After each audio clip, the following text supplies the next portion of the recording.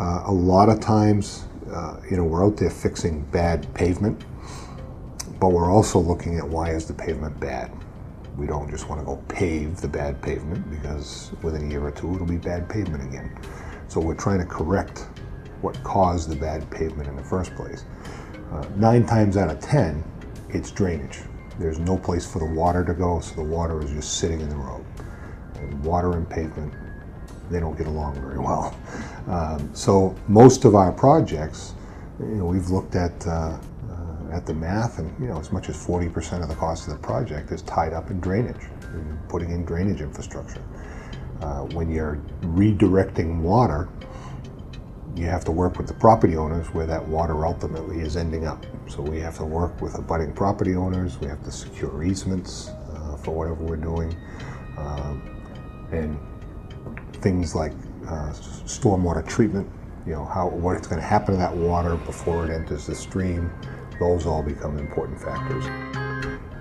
Pleasant Street is a little more involved. You have very large traffic volume. It's a main thoroughfare for the town of New Boston, so we had to work with the town of New Boston. They were nice enough to work with us and take a truck restriction off Parker Road so that we could detour through traffic coming from New Boston into Manchester. They're using the Parker Road as a detour to just get right around the Pleasant Street site, which was extremely helpful to us. So Pleasant Street, we probably worked on just the plans and the permits and the easements, it was 3 or 4 or 5 months before we actually got out there and got going on it. If you look, well, as a matter of fact, you look at the board behind me, that's this year's to-do list, but we have a lot of projects to do. In any given year, Public Works is the biggest dollar budget in the town budget, and it's most of our budget is projects. We don't have as much personnel as the other departments. Our money is more equipment, construction. That's what we do. Once we're there, almost every road is the same. Once you get into a full depth reconstruction, every project's very similar. We go in, as I mentioned earlier, you do the drainage pipes. We have to correct all those places where water is stuck on the pavement. Once that's done, we bring a big machine in that reclaims the old asphalt. Even though it's no longer good as a pavement, there's still a lot of rocks in there, and there's the asphalt that's been bound up over the years. We pulverize that, and that becomes, well, we call it reclaim, but it's a gravel layer. So even if the gravels under the pavement weren't that good before we got there, when that thing grinds down 10 inches or a foot into the ground and chews up all the asphalt and mixes it with the material under it, what it leaves behind is a very nice processed gravel. Budgeting the amount of money needed to do a road takes a lot of time. A small road is several $100,000. We do some roads that are $1.5 million, $2 million for a project. So a project that size, it takes time to budget, it takes time to design, it takes time to get all the easements and permits. So that's before we even have a hearing to show up and say, okay, now we're going to disrupt traffic for the next 2 months.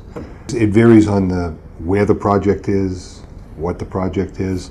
I'll be honest with you, Addison Road, we had a design that we did a couple of years ago. It's been sitting on a shelf. A plan like that on a back road, we can probably turn around and crank out in a month and a half, largely because we've invested in GIS maps. We have very accurate layouts of all of our infrastructure and where our pipes are, so we don't have to hire a surveyor to go out and locate everything for us. We just have to confirm that, yep, the information we have is correct. That speeds things along a lot.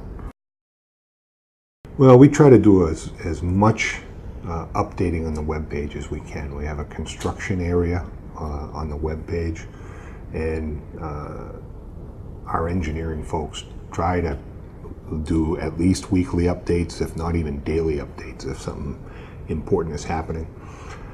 Every spring, once the budget is passed, once town meeting is passed, shortly thereafter, I go into the Board of Selectmen with our plan for the year.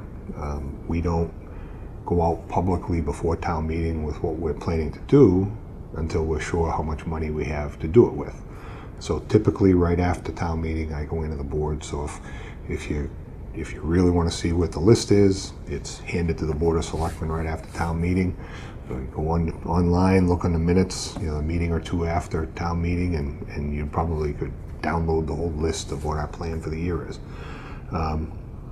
When we're coming into a neighborhood, we try really hard to interact with that neighborhood specifically. We don't always go out town-wide and make announcements to everybody, but we use these little green door hangers that we go around. If we're going to go in and overlay a street, we'll try to get in there early and put door hangers with our business cards so people can call us if they have questions. If it's a bigger project, we usually have a neighborhood meeting, an informational meeting, and we'll invite everybody down and talk about what we're doing.